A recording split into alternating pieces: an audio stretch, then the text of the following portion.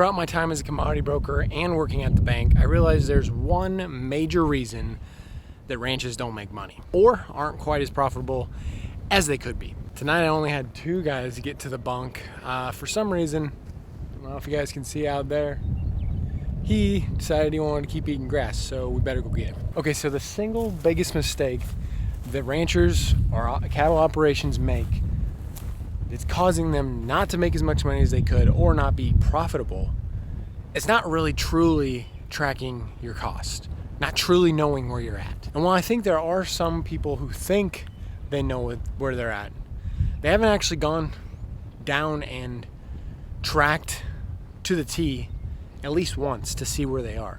Because if you've never done that at least one time, accurately tracking everything, then you probably don't actually know that there's things slipping through the cracks. You know, it's just like when I wanted to lose weight, it's like, well, I think I'm eating healthy, but until you actually track a full day for a couple weeks, you don't really know what your average baseline calorie intake is.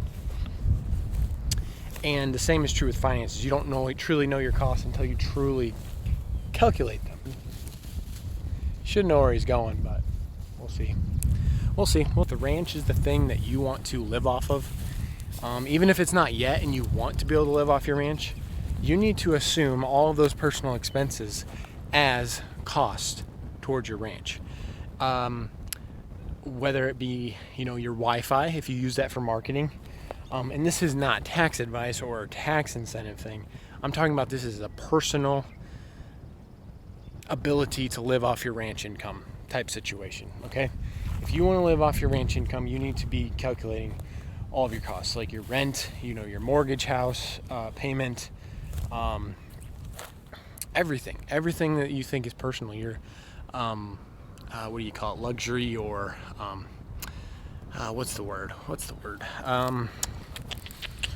The things that you do for fun. What is that term? Should know this. It'll come to me. Anyway, all that personal stuff, it needs to go against that income to see if you can afford to live off of just your ranch income.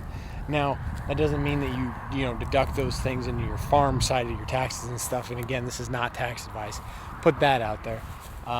It just means that if you want to live off that as your main income, then you need to understand if you're making enough money to do that. So even if you don't want to, even if you want to have this as your side income and just see where you are, you need to go through, and I want you to calculate exactly what it costs to feed. I want you to, calculate all of the feed you use. And it's good to go ahead of time, but I think if you had a lot of experience already and you've never done it before, it'd be good to just, go throughout the year and write down all the costs as you go, and you could track it at the end of the year.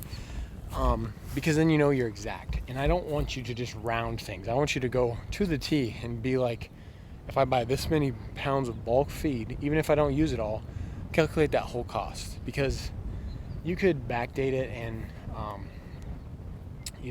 divide that out exactly. But I just calculate all that full cost, so that there's a buffer there to where if your P&L is truly profitable or not. Because you don't want the margins to be so slim on your operation that if any little thing goes wrong, you don't make money, because that is not a profitable business. You might say, well, ranching, farming's different. No, it's not. It's a business. So businesses have a buffer built into their margins, some bigger than others. Walmart, you might say, well, they operate on thin margins. Well, we don't want to be in Walmart, because we don't produce the magnitude of numbers that Walmart does. Walmart's everywhere. Walmart's a global business. We're not selling cattle globally. Your cattle have the opportunity to probably go globally, but that's not you as the rancher selling them. That's, your big names, Tyson, JBS, those big packing plants. Those are the ones selling the beef globally, okay? And by the way, buddy made it to the bunk. Now he's happy, so don't really know why he wasn't there to begin with, but whatever. Anyway, you don't want to play the margin game against those packers. And if you want to do direct consumer, you're going to be able to make more per head. You're going to be able to charge a higher price, and you're going to be selling to a more premium seeking consumer, and somebody who wants to know where their beef came from, who raised it, the exact amount that, or the exact food that's going into that animal, where and how it was raised, and if it did not have grass throughout its feeding process. They're going to want to know that thing. You do not want to play the margin game.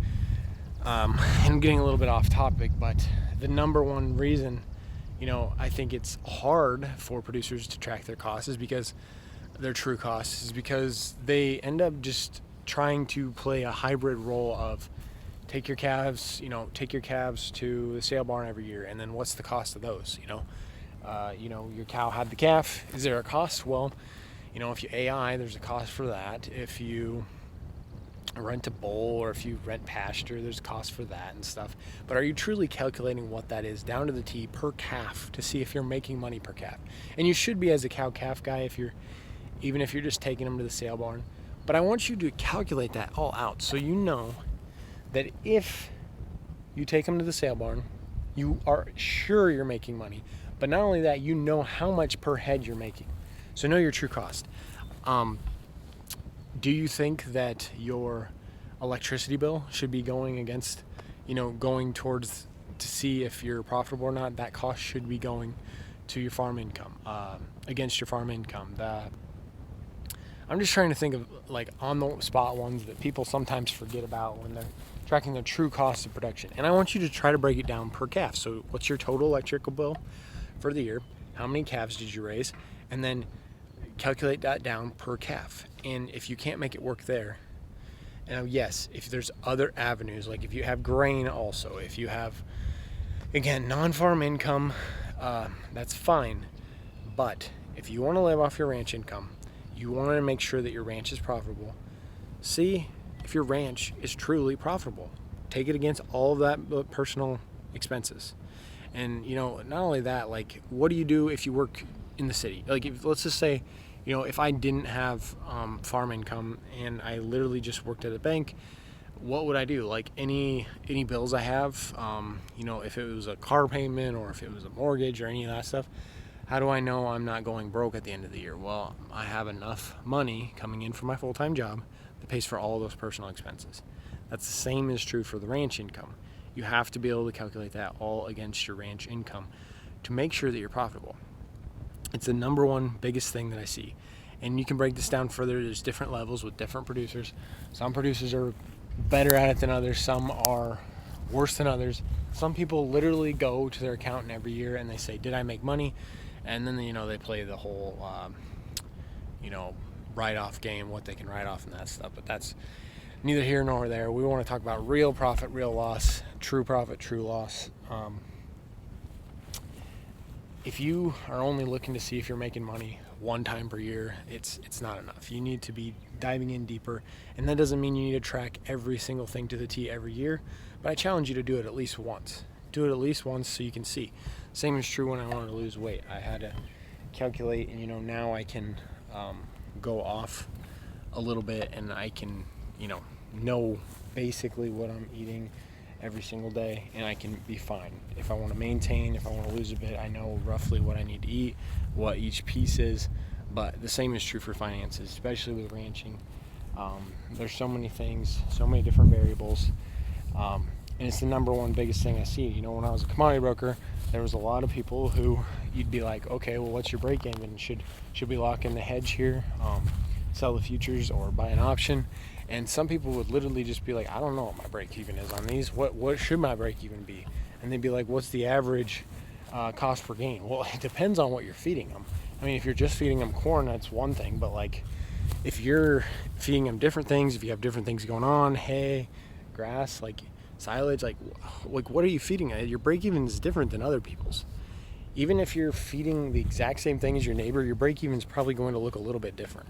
So, and I understand as a feedlot, your cost per gain, you're playing a margin game a little bit differently than, a cow-calf guy, somebody like more like what I'm doing. But, you got to know where your break even is. There's so many people who didn't know where their break even was. And then, are you truly effectively hedging? If you don't know where your break even is, how do you know you're locking in profit? You know, if you don't know if you're making money at this level, why are you locking in this level of protection? Same is true with LRP. And then at a bank, you know, there's a lot of people that come in and they don't even know, if they've never done a balance sheet, never done an income and expense, they see it as such a pain in the butt and they don't even care. They just ask the bank, you know, can I get the money or not? Well, should you get the money or not? That's the big thing. Should you? Are you making money at this level? Should you get more money to expand if you're not making money? No. So even if it's a pain in the butt, I'm going to ask you again, how bad do you want this to work? How bad do you truly want this to work? If you want it to work, you're going to do the hard things.